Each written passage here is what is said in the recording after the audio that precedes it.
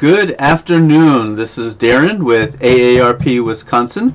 I am a special guest host for AARP, so if you were expecting to see Amber Miller, she will join us again next week. But I'm filling in for this particular show just because it is an idea that I had concocted, and I thought that I could draw the conclusions that I wanted to. So I appreciate you being with me today, and I'm excited to be able to present our conversation on food's role in the public realm. Before we get to our special guests, we just have a couple of announcements to review with you. First, for any information about budget issues or what's going on in Wisconsin, we always invite you to our AARP Wisconsin website at aarp.org/wi. You can find any of our special events, which we'll talk a little bit about later on at the end of the show, as well as special things we're working on in our advocacy section. So always invite you to visit that.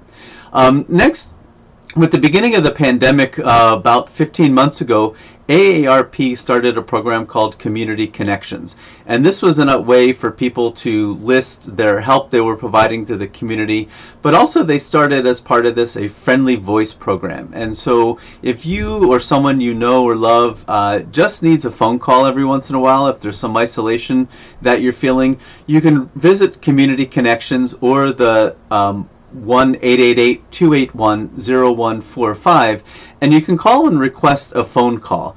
This again could be for you or a loved one. You don't have to be an AARP member to participate, and you can sign up for a frequency that you'd like, a daily or weekly or monthly call just to check in. So we invite you to visit those.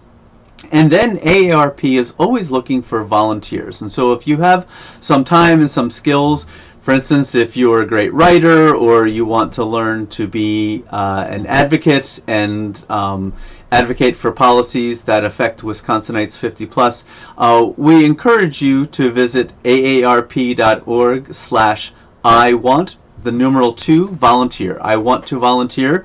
They'll ask you a few questions, and your information will be sent to us, and somebody from our office will contact you and follow up about volunteer opportunities. We have localized volunteer stuff in Milwaukee and La Crosse, as well as Fraud Watch Network that goes statewide and advocacy that goes statewide. So aarp.org/I want to volunteer. And next, before I introduce our guest, set up the stage. This is the 1st of July, and it is National Ice Cream Month. And you might be wondering what in the world that has to do with public space in the public realm. And let me share a quote with you that inspired this for me. This is by Fred Kent, who is with the Social Life Project, and he has been in the realm of placemaking for decades. And in presentations that I saw him give, he said something like this: ice cream is something that brings people together, a shared experience in chaotic happiness. And he would always talk about this in respect to bringing people into public spaces. And so I thought, what better way to kick off National Ice Cream Month than to celebrate its role in the public realm and that of other food. And so now we have our guest, Dan Baisden.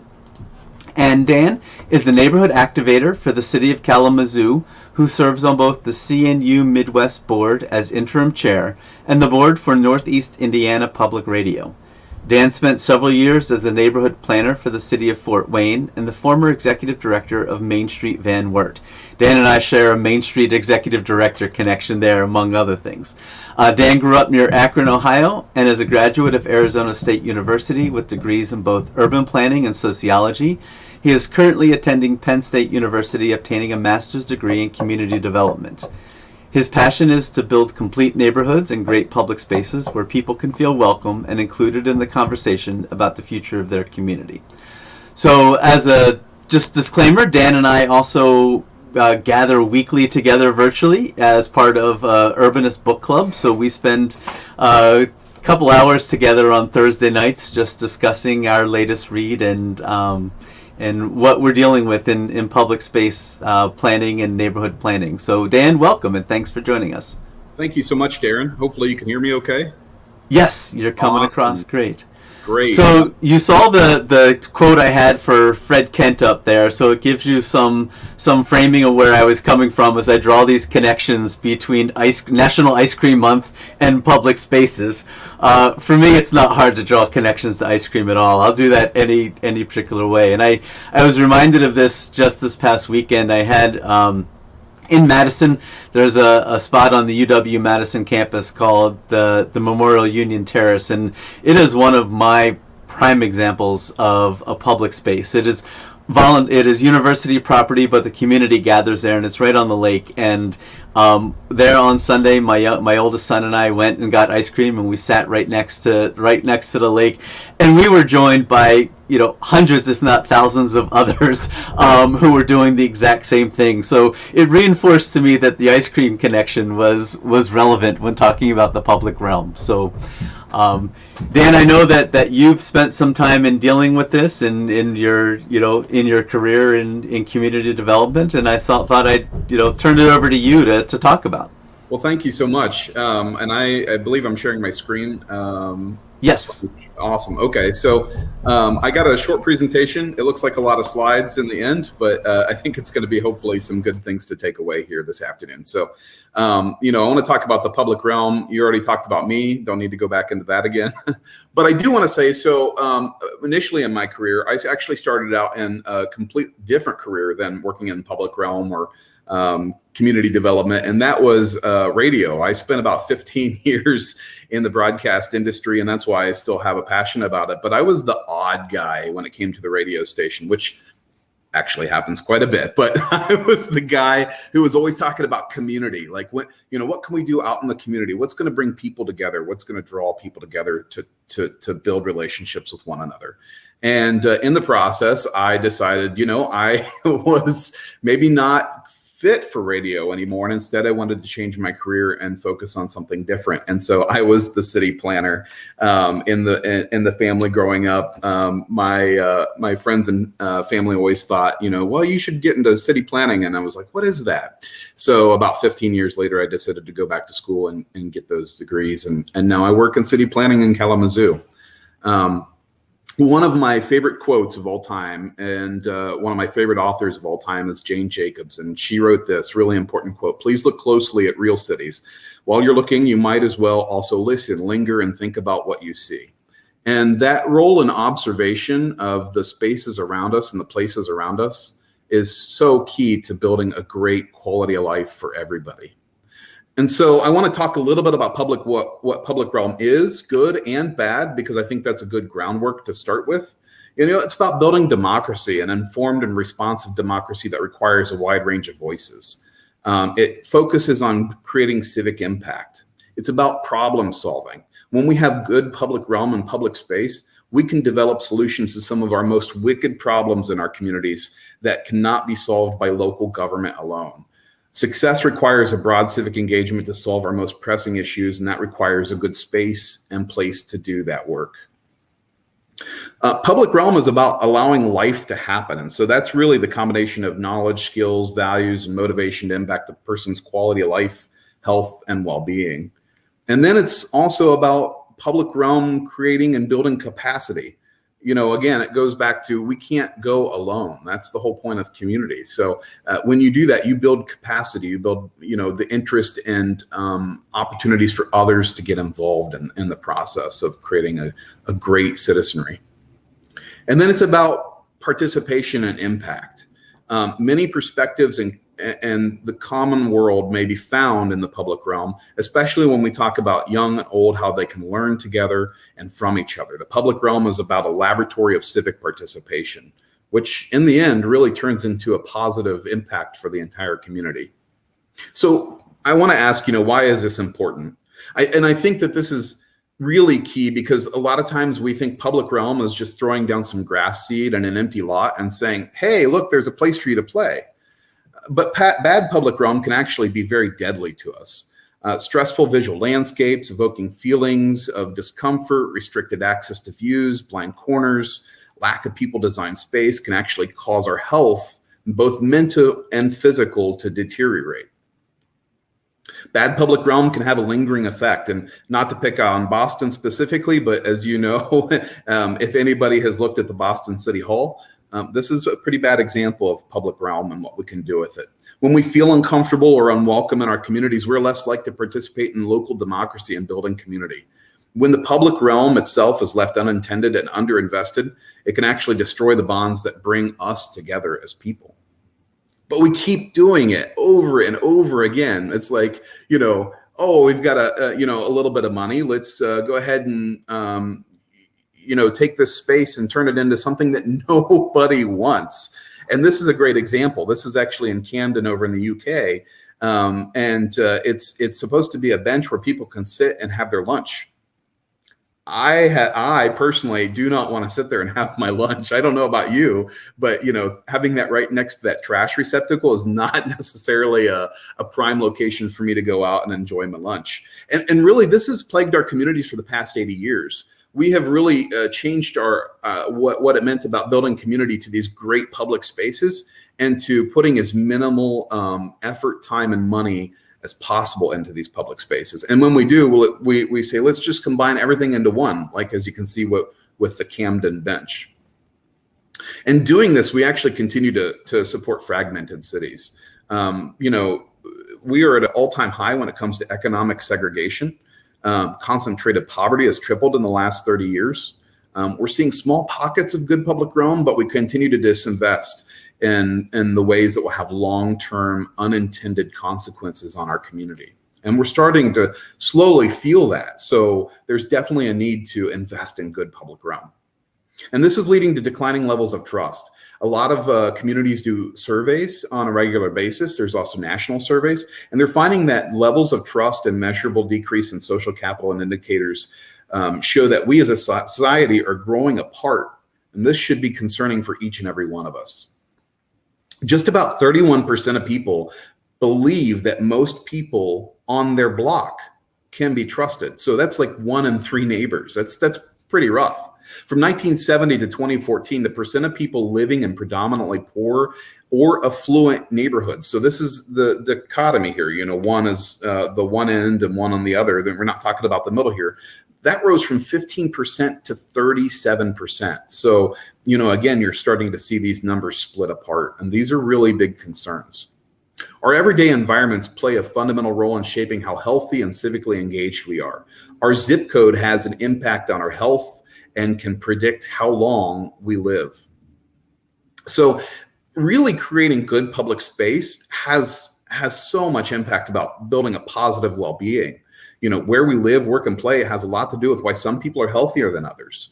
When we include civic measurement into our design, again, that's being intentional about the places we build and design. These spaces become inclusive, overcoming barriers to physical and mental health, and promote vibrant and diverse social interaction and reflect our shared values as a community.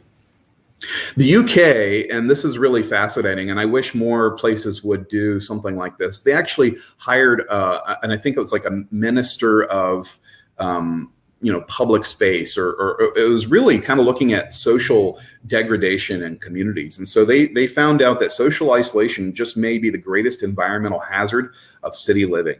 The more connected we are with community, the less likely we are to experience colds, heart attacks, strokes, cancer, and depression. So if we want to talk about, improving quality of life and putting money behind it, sometimes we're afraid to take that to the table because it's hard to measure those things. But in the end, we found out that it's not hard to measure it at all. I mean, when you're talking about health and the disparities of health, public realm, public space, and investing in good common places for community to gather actually have real detrimental impact on our community. Or I shouldn't say detrimental, but positive impact on our community.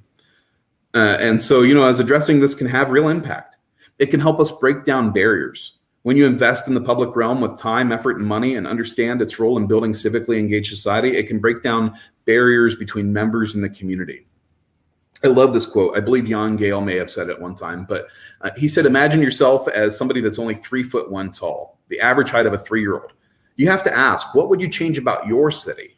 I mean, everything, not everything, but a good portion of what we build today is built for people that are adults. Yet, over a third of our population is children under the age of 18. So, good public spaces is a space to grow. Every child is born learning, and every adult learns until the very end. So we need good public spaces to grow. We also need a state of learning. We learn something in every single age. Behaviors learned through observation and participation. One of my favorite things to do as a neighborhood activator or city planner is to not to be the guy that's standing in the corner staring out on the street, but it's literally to be the guy in the corner standing out staring at the street. Observation is key. It's not only key for planners, but it's also key for everybody. I mean, we learn our habits from the people we watch. It's the center of conversations. Humans thrive on interaction. Being in public promotes significant conversations with other human beings. Conversation reinforces involvement with others and provides the opportunity for transmission of information. If we want to build a civically engaged society and we want to build a community where people trust one another, it has to start with the simple level of having conversations. And public space, when done right, can do just that. We also love to be people watchers. I don't know how many times I've sat maybe at a cafe or a coffee shop or whatever it might be. I grab a little table under the awning and I sit there and I watch people. And that, taking off my planning hat and just my, personal being hat, it truly is about observing others and how they use space. And, we just like to people watch. I mean, who went to the mall in the 70s and 80s and sat there on the bench and watched people walk around the mall? I mean, that was pretty common space for every mall. They actually had several benches and spaces that were designed for people watching. It's part of our culture. And ultimately, good public space, and this is really important, it's about breaking bread. Eating socially has been shown to influence happiness and life satisfaction, specifically participating in evening meals with more people. This leads to more laughter, more reminiscing, more community building, becoming more civically engaged. Eating is such an intimate thing that we can do as humans, yet we love to do it at restaurants. So, having that at a place where we can be out in public really starts to break down those barriers and build a level of trust with one another. So I want to start by breaking bread. This idea is, how do you connect food in the public realm? And Darren said, can you make sure you include ice cream in here somewhere? So I made sure it was in that slide, and I have one more at the end. But food and public space have long been inseparable. From the very beginning, during the public parks movement of the mid to late 1800s, food vendors were at the center of public life. Every time we would build a park, we would build little pads, not necessarily concrete pads, but wood plank pads for vendors to show up and sell their food out of carts. I mean, this was a very common thing that we did in our communities. And the reason why, the idea behind parks was not only the lungs of a community where people could get out of the crowded blocks that they were on, but it was also a place for community members to intermingle, mix, and understand different vibrant cultures of the community and build relationships.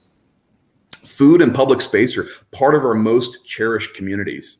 We, for many years, I mean, I live in a historic district in downtown Kalamazoo. It's called the Haymarket District. The idea behind the Haymarket District was truly that, it was a gathering place where people sold their meats, foods, their grains, their agriculture, whatever it might be. And they would do it out there on the sidewalk, right in front of all these businesses. And that led to the idea of farmers markets, which, kind of went away for many years and now are like the hippest, coolest thing in your neighborhood. If you have a farmers market, you are the cool neighborhood. So really, food and public space go together for many, many years and still are really important today. And I want to make sure I say this here. We used public space, as scarce as they were at the time, to create an identity, allow families to build bonds, and democratize our community. Several times in the late 1800s, they would use those food gathering spaces in parks to get people to go out and vote. We have entire neighborhoods named after food distribution and public space, like Butchertown or Haymarket, or you can list it on and on, but there's just several different identities out there that are tied back to food. Food allowed us to blend cultures. America is a nation that was built by immigrants coming together. We love and have always loved trying new cultural dishes. And for many years, this broke down barriers in our community. So you would go to the market and you'd learn new cultures, you'd learn new dishes, and you bring them home and you would excite your family by trying something new at the dinner table. So food has always been a part of that. But I should say always been a part of it up till a certain time. Right around World War I and shortly thereafter, we started criminalizing what brought us together. In the early 20th century, we began imposing restrictions and limitations on vendors in the effort to clean up city streets. There's several different theories behind why that was, and I could spend an entire probably 4-hour conversation talking about that, but really it was about further suppressing activity in the public realm. So many have argued that that was the moment that public realm started to kind of die off. And you go back to why? I mean, we had these beautiful parks and these beautiful esplanades in our cities. And as soon as we started taking food out, the public realm became less important to everybody in the community. And then over time, we started disinvesting in public space altogether. In the 1960s, we saw a massive decrease in the amount of people that wanted to be investing public dollars in the public realm. I want to say it was like from 4.5% of all municipal government expenses to less than 1% was set aside for public realm enhancements. Lack of investment, overgrown weeds, broken parking lots, change of places we admired most, and then turn them into places we wanted to escape. So then in the early 1990s, the idea of, okay, we have these spaces, nobody wants to move back into the city at the time. So what are you going to do? You have all this open space. Well, so New York City, there was an organization that actually launched in the 70s, but really kind of came into its, full authority in the 90s. They looked at Bryant Park as kind of like this test kitchen of ideas. Where could we, try different things and enhance the public realm?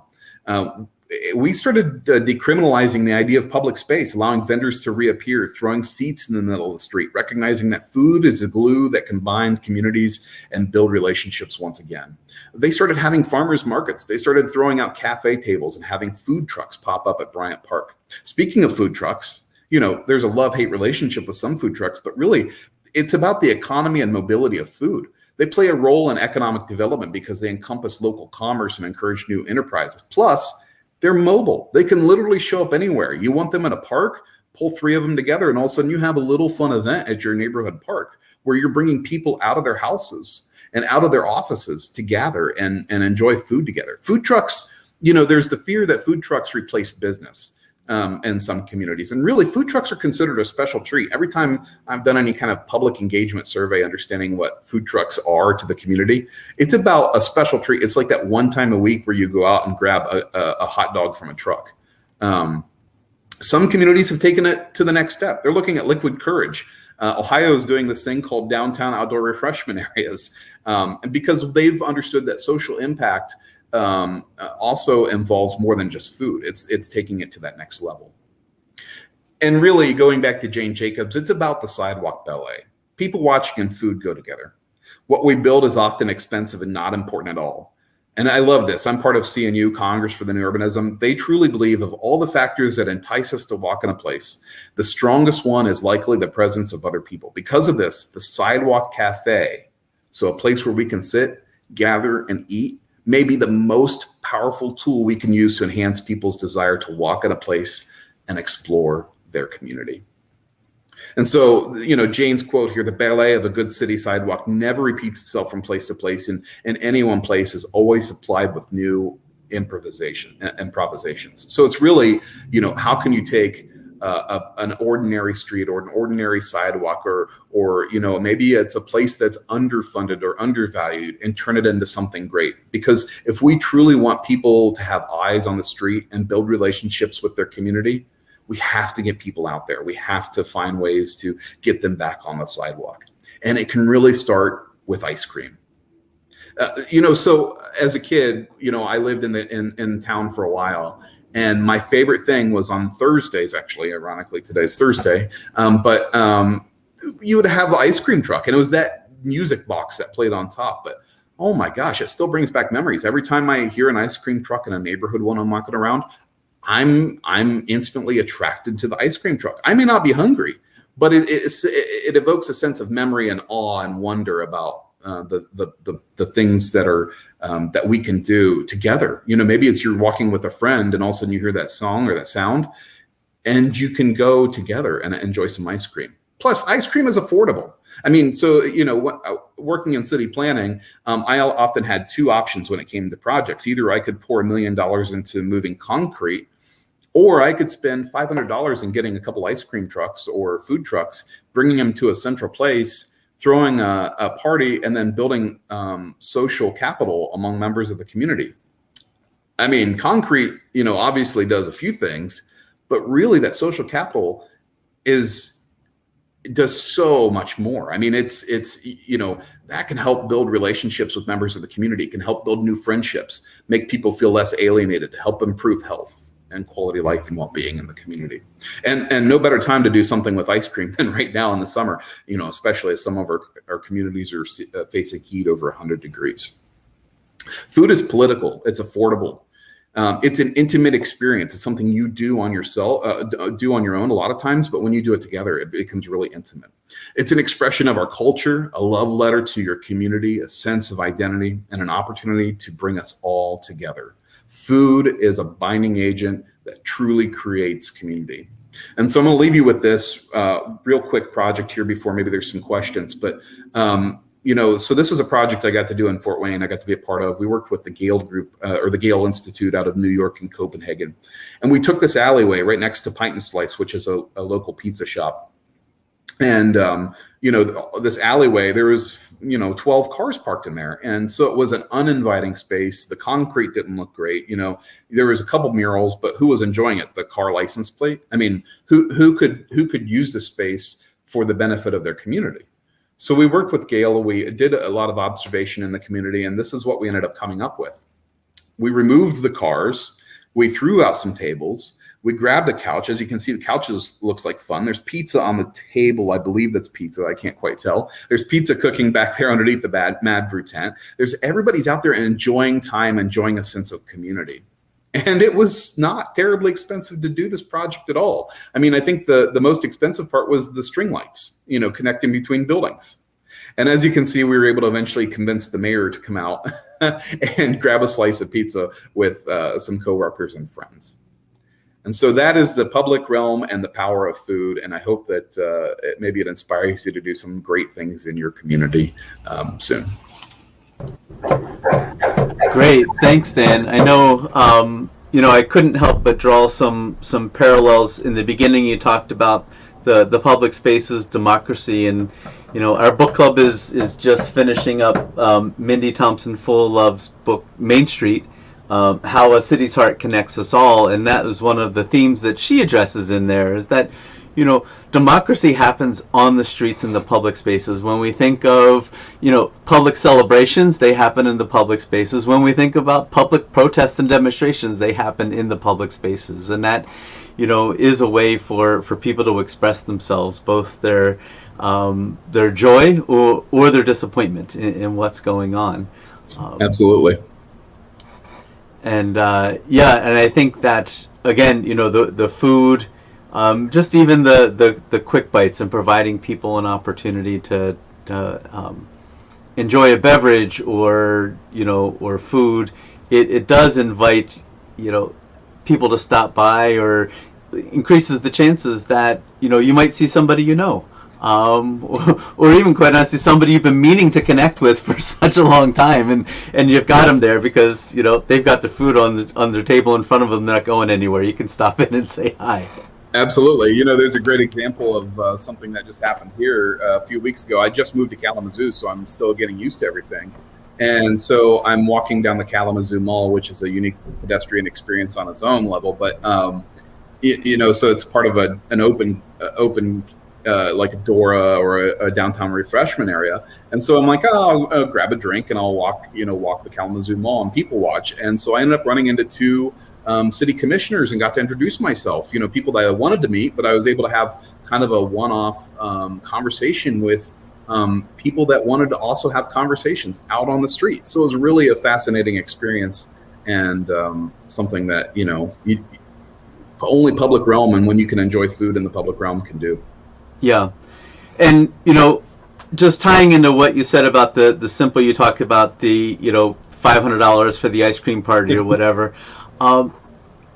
With AARP Wisconsin, we run a monthly grant program called Small Dollar Big Impact Grant, and it's something we can do to $1,000 or under that can create impact in your community. So an ice cream party is actually a really good idea. And I know during the pandemic last year when we couldn't really go anywhere, in our own neighborhood on a Thursday, I arranged for a shaved ice truck to come, and I covered the cost. It was $125. It got us up to 30 things, but it was enough. The neighbors all got together and loved it. It was inexpensive to do, and taking that to a neighborhood level or a downtown level, I think just works wonders for a community. So, thanks for sharing that. We're always, we started this grant program, and I'll reveal more about it, at the end here. But we did it just because I so often working in communities saw people who came up with ideas like moving tons of concrete and say, we can't do that because it's going to cost $500,000 and we don't have $500,000.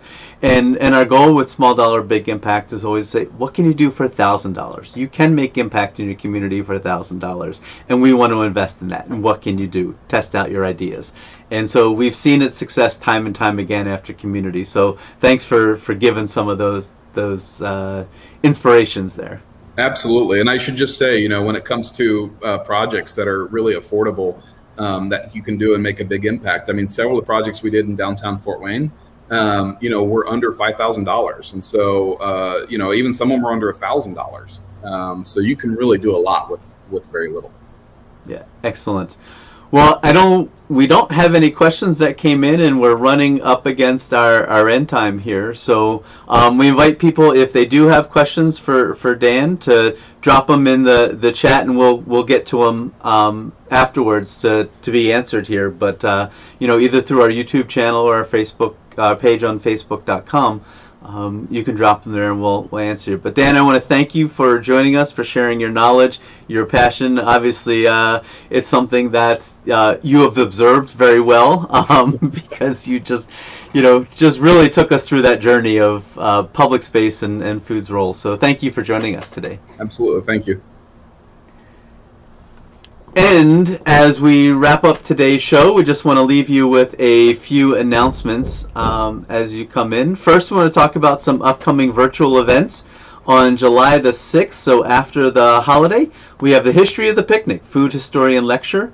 Then on the 8th, we have Smart Driver Tech Virtual Workshop. Discover the safety benefits of new car technology, what can often be intimidating. So if we can help you alleviate some of that through this virtual workshop, we invite you to join us. On the 14th, Wednesday the 14th, it's Fox Valley Technical College, Work for Yourself at 50 Plus. And Friday the 16th, we have a screening, movies for grown-up screening of All the Streets Are Silent. So you can sign up through aarp.org/wi/events.wi, or just go to aarp.org/wi, or call 877-926-8300, 877-926-8300 to sign up for any of those events. And I mentioned Small Dollar Big Impact. So a monthly application. It's a simple application to do, but July 21st is the next application round. That's when they're due. And a special thing beginning in July through the end of the year, we'll be awarding 2 $1,000 grants. So we're going to invest $2,000 a month between now and the end of the year into Wisconsin communities. And when trying to frame it out, I love this quote from Aaron Dignan, do a radical thing on a non-radical scale. And I think, an ice cream truck is just one of those radical things on a non-radical scale. So I invite you to apply for Small Dollar Big Impact by July 21st. And next week's show, we talk about age discrimination in the workplace. Amber Miller will be back as host and joined by Lisa Lampkins of our advocacy team. So feel free to join us there and ask questions about age discrimination and find out about resources. So again, Amber, I thank you for allowing me to host this week, and great job as producer. Dan, thank you for joining us, and we look forward to seeing you next week on Thursdays with AARP Wisconsin.